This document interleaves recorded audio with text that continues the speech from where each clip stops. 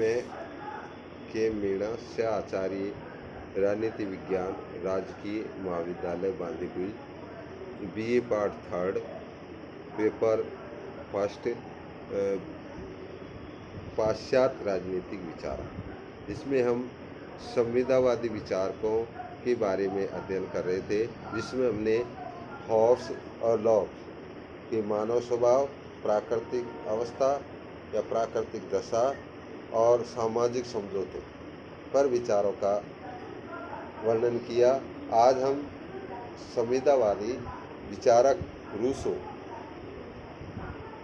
के मानव स्वभाव और प्राकृतिक अवस्था का वर्णन करेंगे।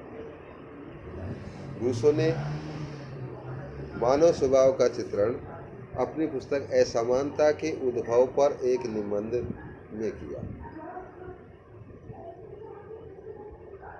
रूसो ने मानव स्वभाव का चित्रण हॉब्स और लॉक दोनों के बीच का मार्ग अपनाया, जहाँ हॉब्स मानव को संघर्षशील, स्वार्थी, कपटी, छली, धोखेबाज और असामाजिक प्राणी मानता है। लॉक व्यक्ति को शांतिप्रिय, सद्गुणी, दयालु, कृपालु, एक अच्छा मानव मानता है। रूसो इन दोनों के विचारों का मध्यम मार्ग अपनाता है। लॉक की मानता थी कि मानव पूर्णतः भोला और एक संतुष्ट जीव है।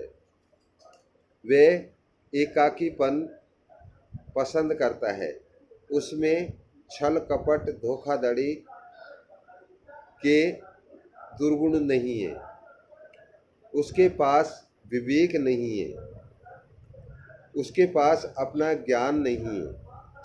वो तो प्राकृतिक वातावरण में जीने वाला असभ्य और भोला जीव है, और इस आधार पर वो अपना उसको न तो कोई चीज़ आकर्षित करती है न कोई विकर्षित करती है। वह तो अपने जीवन व्यापन आनंद के साथ करता है।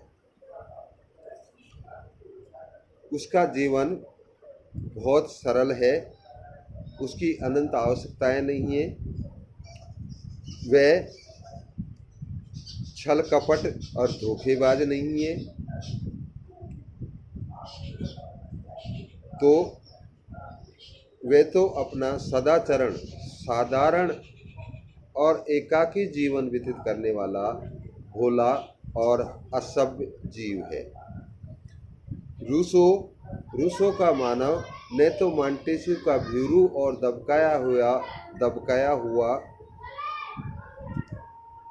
जीव था और न हॉब्स का क्रियाशील राक्षस। वह तो भोला असभ्य जीव था। उसको उसकी जो प्रवृत्ति है उसको नियमित या नियंत्रित करने के दो आधार थे। एक था आत्मरक्षा और दूसरा करुणा।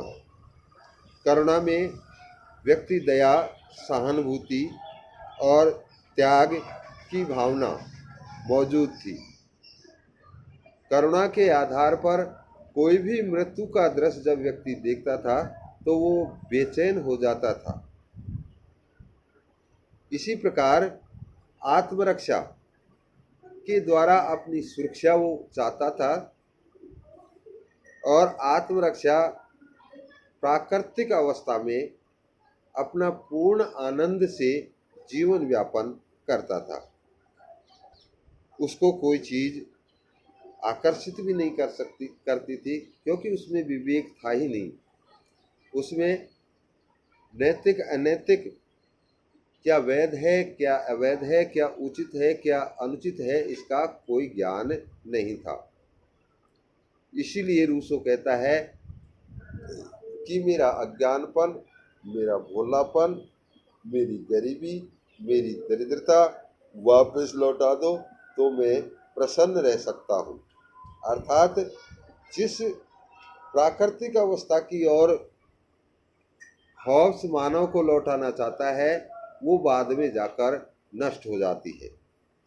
इसलिए वो जो पुरानी प्राकृतिक अवस्था थी उसके प्रति व्यक्ति आकर्षित होता है, क्योंकि उसमें उसका जीवन बहुत ही सुखमय और आनंद पूर्ण जीवन व्यतीत कर रहा था।